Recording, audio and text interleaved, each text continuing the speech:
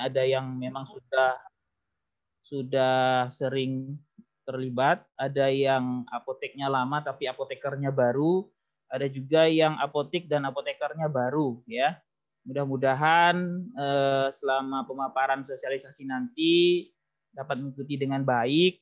Namun jika ada yang ingin ditanyakan, kami membuka dengan selebar-lebarnya jika ada yang ingin Bapak Ibu sampaikan.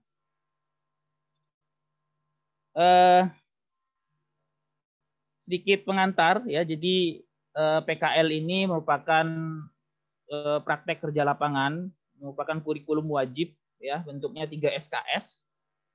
Itu sudah dilaksanakan sejak tahun 2007 sampai saat ini sudah angkatan ke-12 ya. Yaitu bentuk dari kuliah kerja nyata mahasiswa. Ya, yang memang kita dari awal kita bentuk KKNM ini menjadi bentuk PKL di apotek. Ya, memang harapan besar kita bahwa mahasiswa kita setelah lulus dari S1 ini sudah kita bekali dengan yang namanya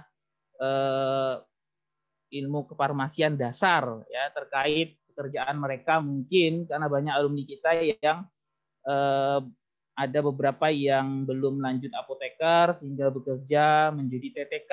Nah, ini kita bekali dengan kegiatan PKL seperti ini.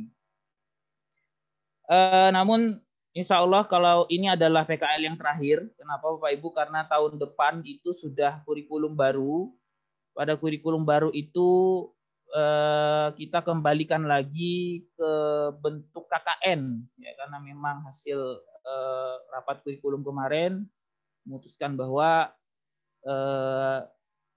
KKN ini akan dikembalikan lagi ke bentuk yang aslinya, yaitu nanti di koordinator yang seperti kita KKN dulu lah ya, Bapak Ibu yang pernah KKN waktu S1 kan ya, akan dikembalikan seperti itu lagi.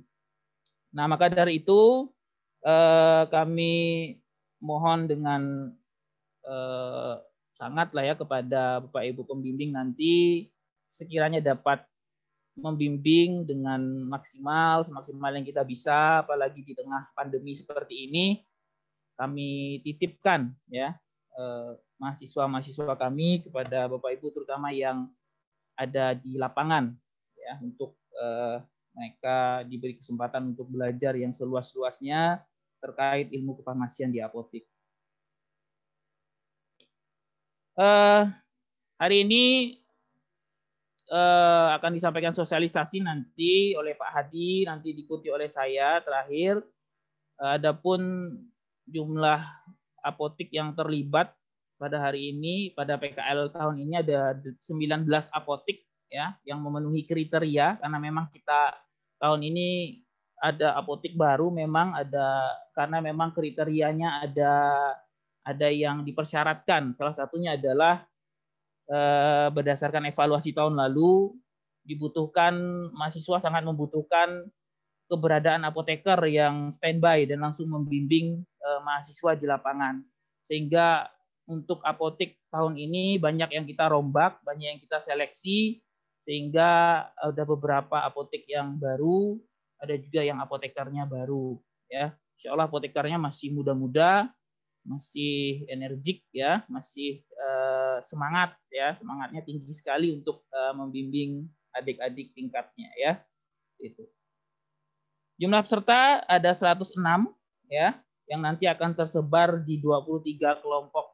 23 kelompok tersebar ke 19 apotek. Jadi ada beberapa apotek yang dengan terpaksa double job ya, rangkap ya, tapi sudah kita atur di kondisi pandemi seperti ini, maka harus betul-betul shift-nya harus diatur agar agar memenuhi protokol kesehatan seperti itu.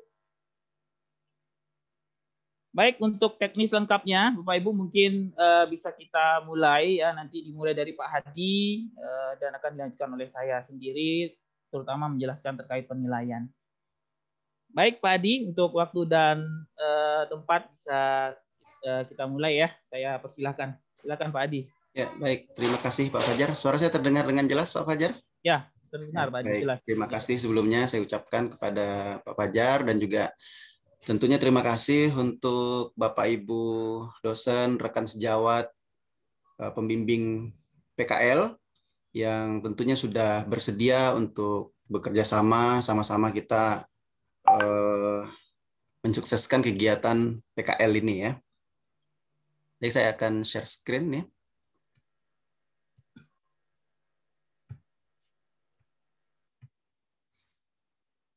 Baik ya.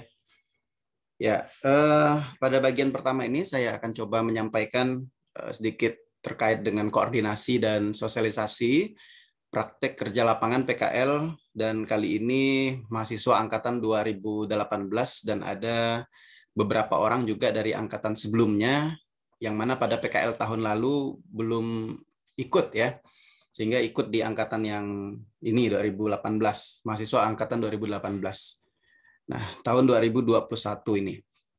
Kemudian untuk kegiatan, ini ketua panitianya adalah Apoteker Fajar Nugraha dan saya selaku sekretaris, dan kami berdua diamanahkan untuk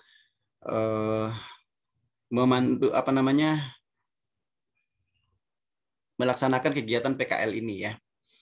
Dan tentunya kegiatan PKL ini tidak akan berjalan dengan lancar tanpa dukungan dan kerjasama dari Bapak Ibu rekan sejawat semuanya, terutama rekan-rekan dari apoteker pengelola apotek ya yang sudah bersedia. Ada kurang lebih tadi 19 apotek dan ada beberapa apotek yang rangkap.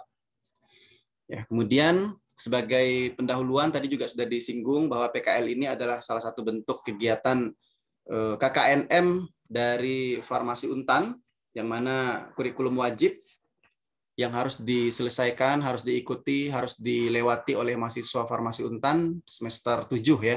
Namun untuk pelaksanaannya dilaksanakan di antara semester 6 dan semester 7 itu dalam rangka efisiensi dan efektivitas waktu ya.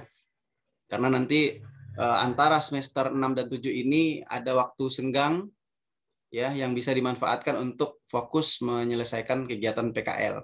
Dan dinyatakan lulus nilai minimal C, dan tujuan dari kegiatan ini ya, bentuk kegiatannya nanti belajar di lapangan, tentunya untuk menyiapkan calon lulusan kita kompeten, cepat beradaptasi, dan tentunya siap bersaing sehingga bisa berkompetensi di dunia kerja. Dan juga salah satu bentuk pengabdian kepada masyarakat ya.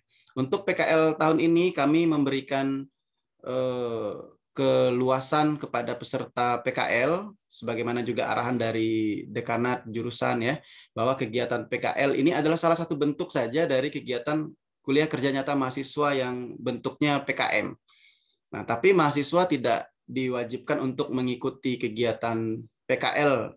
PKL ini adalah salah satu bentuk saja. Namun jurusan menyiapkan, memfasilitasi peserta KKNM, ditunjuklah 2 orang panitia untuk mengelola kegiatan PKL ini secara mandiri ya. Namun juga kami berikan kebebasan apabila ingin melakukan KKNM sendiri, misalnya mencari desa binaan sendiri dan sebagainya. Namun sepertinya sebagian, hampir seluruhnya ya mungkin Pak Fajar ya, mahasiswa memilih untuk mengikuti kegiatan PKL yang difasilitasi oleh panitia gitu.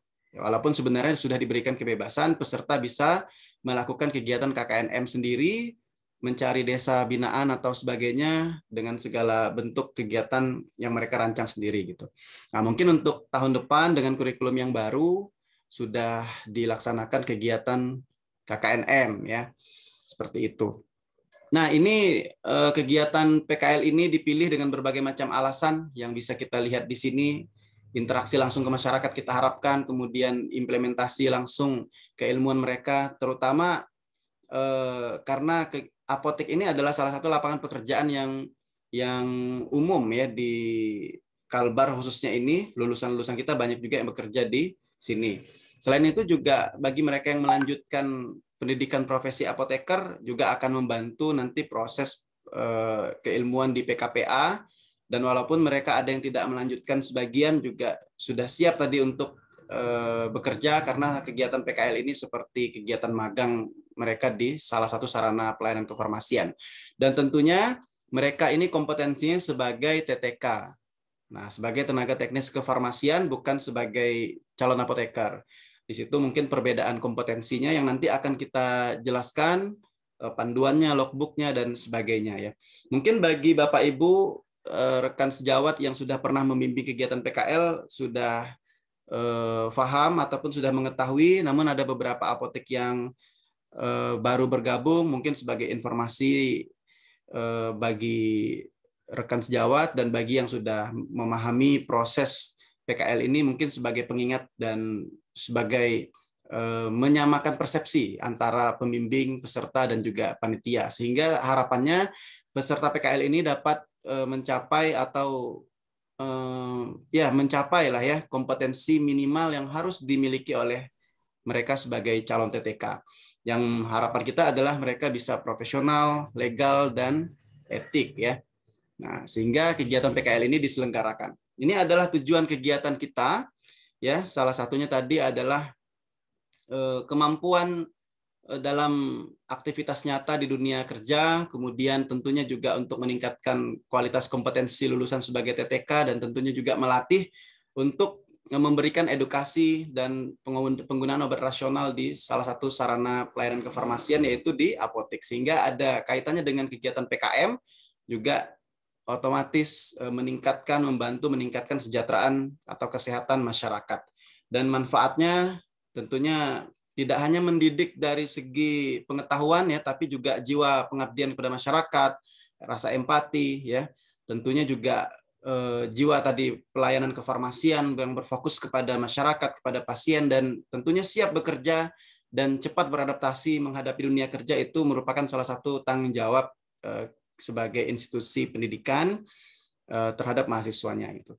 Dan ini nanti yang akan dijelaskan lebih lanjut oleh Pak Fajar nanti dalam penilaian-penilaian. Namun kurang lebih materi program kita adalah seperti ini. Ada 3 hal yang harus kita didik, kita berikan kepada peserta, dan ini juga berikut yang kita nilai gitu.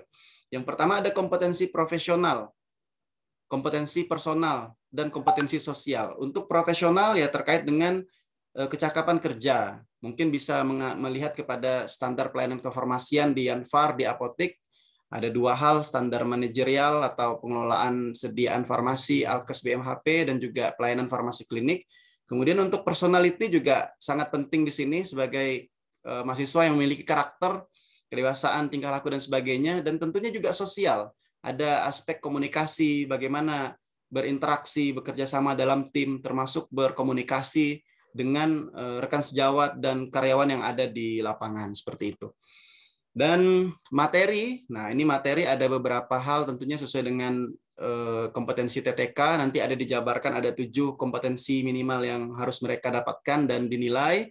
Namun sebagian besar terkait dengan farmasi keapotekan ya. Perapotekan ini sesuai dengan standar Yanfar 73 2016, ada terkait dengan manajerial dan farmasi klinis, seperti itu. Nah, dengan penjabarannya ini semua sudah kami sampaikan Bapak Ibu rekan sejawat kepada peserta, nah, agar peserta juga memiliki frekuensi yang sama dengan pembimbing, mereka tahu apa yang dinilai, apa yang menjadi kompetensi mereka, sehingga mudah-mudahan bisa berjalan dengan lancar. Nah, untuk hal yang penting kami sampaikan di sini adalah terkait dengan bentuk kegiatan dan beberapa jenis bentuk rincian kegiatan berikut dengan jadwalnya ya, dan juga nanti ada beberapa penekanan khususnya dalam kondisi pandemi COVID ini. Nah, untuk bentuk kegiatan ini kurang lebih seluruhnya kegiatan PKL itu 1-2 bulan lah, dengan target 144 JKM, jam kegiatan mahasiswa.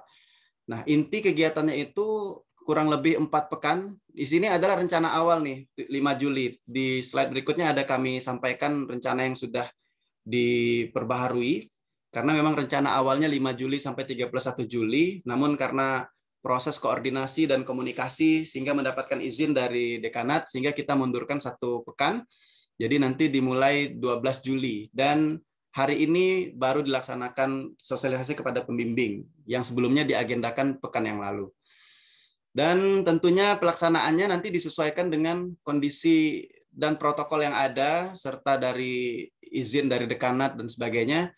Maka di sini ada hybrid atau blended learning yang akan kita gunakan ya. Jadi mahasiswa juga turun langsung ke lapangan, ya kurang lebih 2 kali dalam sepekan, dengan tiap pertemuan bisa 3 atau 4 jam, dan nanti tergantung kebijakan dari masing-masing hasanah, masing-masing apotek lah seperti itu. Namun kurang lebih seperti ini. Dan selain itu juga ada bimbingan secara online, secara virtual yang nanti kami akan jabarkan kurang lebih rinciannya untuk memenuhi 144 jam JKM itu tadi. Nah, kemudian ini adalah beberapa bentuk dan jadwal kegiatan yang bisa kita lihat bersama. Ada 11 item, mulai dari sosialisasi kepada peserta, ini sudah dilaksanakan, ada 2 tahap, ada 2 kali pertemuan karena ada informasi yang harus disampaikan berikutnya sudah dilaksanakan dengan lancar. Kemudian kegiatan pretest juga kita sudah laksanakan Sabtu yang lalu. Kemudian pada hari ini kita laksanakan kegiatan ketiga, sosialisasi kepada pembimbing. Insya Allah besok kita akan laksanakan kegiatan pembekalan oleh 2 praktisi apotek yang kita sudah mohon kesediaan dari 2 praktisi dari apotek yang sekaligus juga menjadi pembimbing di kegiatan PKL ini. Ya.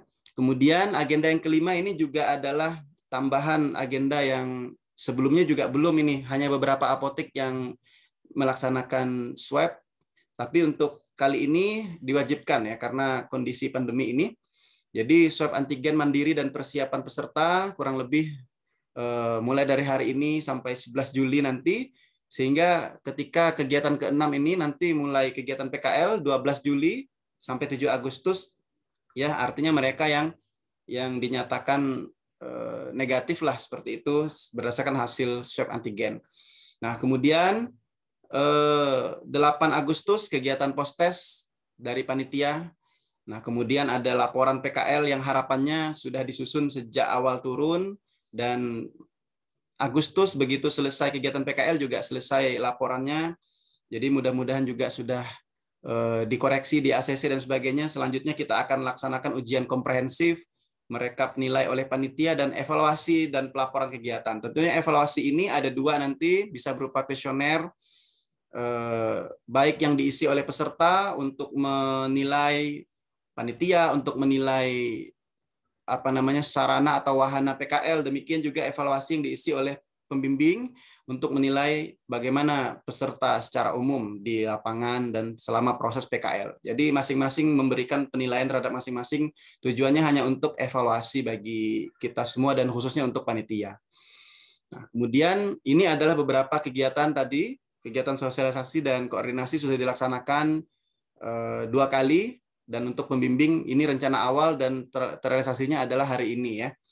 Kemudian pembekalan besok, yang awalnya pekan lalu, tapi besok ya kurang lebih ada pengarahan terkait dengan instansi tempat praktek, standar Yanfar di apotek, kemudian tugas dan tanggung jawab peserta, ya, dan sebagainya akan diberikan pembekalan oleh praktisi apotek besok, dan kegiatan swab antigen, kemudian pretest ini sudah dilaksanakan.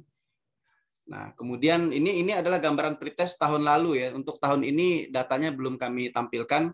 Namun berdasarkan pengalaman tahun lalu antara pretest dan posttest tentunya ada peningkatan ya. Yang awalnya di sini pretest masih ada yang di bawah, kemudian terdistribusi normal, dan ada juga yang tinggi, tapi rata-ratanya kurang lebih di 60 sampai 69. Namun untuk posttest ya bisa grafiknya mengarah ke kanan walaupun masih distribusi normal. Artinya ada peningkatan lah antara kegiatan sebelum dan sesudah PKL. Nah, itu harapan kita bersama agar mahasiswa juga mengalami peningkatan dari segi pengetahuan ya, dari segi pretest. Nanti juga ada ujian komprehensif yang akan diuji yang seharusnya melalui kegiatan OSCE, namun karena pandemi kita bisa gunakan dengan metode wawancara yang diuji oleh pembimbing lapangan dan juga dosen pembimbing ya. Nah, ini gambaran pretest tahun lalu dan posttest tahun lalu ya, ada peningkatan ya. Nah, kemudian kegiatan PKL dan bimbingan, jadi ada praktek langsung dan juga ada bimbingan secara virtual ya, online. Nah, kemudian ini adalah beberapa tugas dari pembimbing ya. Nah, jadi kalau yang praktik langsung berarti nanti dibimbing oleh apoteker yang ada di apotek atau kita sebut dengan preseptor klinik atau tutor. Nah, kemudian juga ada bimbingan secara teori, secara online, virtual oleh dosen pembimbing ya. atau preceptor akademik atau mentor. Namun untuk tutor ataupun pembimbing di lapangan juga bisa mengkombinasikan metode bimbingan. Jadi kalau mereka turun langsung di lapangan berarti langsung ke aspek praktik. Nah, namun bisa juga dilakukan bimbingan secara virtual untuk mengcover beberapa teori, diskusi dan sebagainya. Ya, jadi bimbingan dikombinasikan ya. Nah, ini adalah beberapa tugas dari pembimbing. Mungkin terima kasih atas kesediaannya sehingga bisa menerima mahasiswa kami dalam pelaksanaan PKL. Kemudian nanti juga membimbing mahasiswa baik secara langsung maupun secara online. Ya, khususnya untuk dosen pembimbing mungkin secara online, untuk pembimbing di lapangan bisa online dan juga langsung di lapangan. Kemudian juga membantu dalam hal penyusunan laporan, diskusi-diskusi kasus, presentasi, tanya jawab dan sebagainya. Nah, dalam rangka targetnya adalah mencapai kompetensi minimum PKL sebagai TTK ya, itu harapannya. Nah, tentunya inilah beberapa hal yang akan kami sampaikan. Tentunya ada tadi tugas dan kewajiban dari pembimbing. Tentunya ini adalah kewajiban dari kami juga untuk memberikan kompensasi. Nah, tentunya sesuai dengan standar yang ada, sesuai dengan yang setelah disepakati dan diizinkan ya. Nah, ini untuk apotek ada institution fee yang dihitung per jumlah mahasiswa. Untuk pembimbing juga ada biaya bimbingan per mahasiswa, biaya menguji per mahasiswa, ujian komprehensif, ada biaya paket data, pulsa ya, mulai dari kegiatan hari ini juga selama proses bimbingan, dan juga ada SK pembimbing PKL yang bisa digunakan untuk kepentingan Bapak Ibu sekalian ya. Nah, bisa digunakan untuk bukti kegiatan dan sebagainya. Nah, kemudian kegiatan pembimbing internal ini kurang lebih ya sebagai pembimbing dosen atau mentor tadi bisa melakukan bimbingan dengan berbagai media yang Bapak Ibu mudah untuk laksanakan, minimal 4 kali pertemuan, bisa ditambah kuis ataupun tes dan sebagainya, sehingga setidaknya bisa 6 kali lah pertemuan gitu ya, bisa penugasan dan sebagainya. Nah, kemudian indikator yang disampaikan bisa dilihat dari standar kompetensi yang diinginkan. Kemudian untuk pembimbing eksternal, teori bisa dimaksimalkan secara daring, ya, namun nanti di lapangan bisa memaksimalkan kegiatan praktiknya ya. Nah, sehingga mereka mendapatkan praktik yang mewakili lah, representatif. Sehingga pembimbing dari mereka ini ada dosen dari program studi dan juga ada apoteker di apotek. Namun ada beberapa nanti apotek yang menerima 2 kelompok ya, sehingga apotekernya itu pembimbingnya sama, namun pembimbing dari dosennya tetap berbeda. Jadi walaupun ada 2 kelompok yang masuk nanti ke apotek Bapak Ibu, pembimbing dari dosennya tetap beda-beda ya. Nah, ini adalah kurang lebih kegiatan bimbingan online yang bisa disampaikan bentuknya, tapi teknisnya Bapak Ibu yang bisa menyesuaikan sesuai dengan keahlian Bapak Ibu sebagai pembimbing seperti itu. Nah, kemudian ini adalah bentuknya bisa menyampaikan materi terkait dengan regulasi, penting juga untuk disampaikan karena tadi terkait dengan legal, etik, kemudian manajerial dan sebagainya sesuai dengan kompetensi PKL yang diharapkan yang ada di panduan, di logbook dan juga standar Yanfar. Nah, di apotek, kemudian bisa juga tugas terstruktur untuk memenuhi kompetensi-kompetensi, bisa juga bentuknya wawancara, diskusi, tanya jawab, sampai presentasi hasil PKL, memeriksa laporan PKL. Nah, ini kita jabarkan saja sudah kurang lebih ada 6 item, sehingga minimal 6 kali berita acara itu bisa diisi ya. Nah, minimal 6 berita acara, 6 bimbingan, 6 kali bimbingan, dan 6 berita acara bisa dipenuhi lah dengan rincian ini sudah ada 6 kurang lebih. Nah, selanjutnya bisa dimodifikasi. Nah, untuk di lapangan tentunya berorientasi ke dunia nyata, ada hubungan sosial di situ, ya ada permasalahan, ada solusi. Tentunya di situ tidak hanya pengetahuan, namun juga ada sisi emosional dan sebagainya yang bisa dilatih ke mahasiswa karena turun langsung ke lapangan. Nah, namun ini juga hal penting yang kita ingatkan baik kepada peserta juga ada kita sampaikan bahwa ada protokol kesehatan yang wajib diikuti saat turut ke lapangan. Sehingga mereka ada surat izin orang tua dan sudah mereka kumpulkan kemarin kepada panitia. Jadi ada 3 surat yang ada 4 ya, ada 4 surat yang mereka kumpulkan ya. Ada surat pernyataan bersedia untuk melaksanakan protokol kesehatan, ada surat izin orang tua, surat tidak menuntut hal kepada pembimbing, kepada institusi. Mohon maaf, suaranya Pak Adi. Terputus Pak Adi. Iya ya. Macet. Barusan aja tuh. Ya, oke.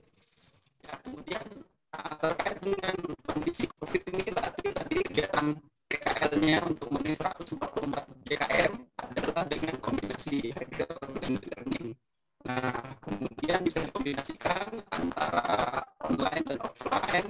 Nah, kegiatan ini kita lakukan tujuannya untuk persamaan persepsi tadi sehingga masih terputus Pak Adi.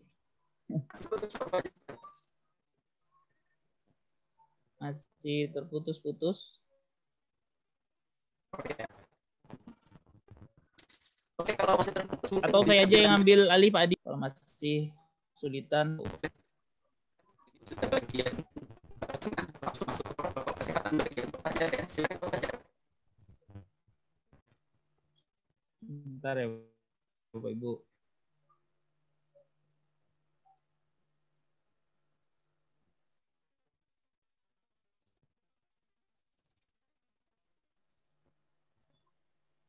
Mendengarkan? Halo Pak Adi? Ya mungkin bisa off cam dulu mungkin Pak Adi, dicoba Pak Adi. Off kamera biasanya akan lebih stabil biasanya.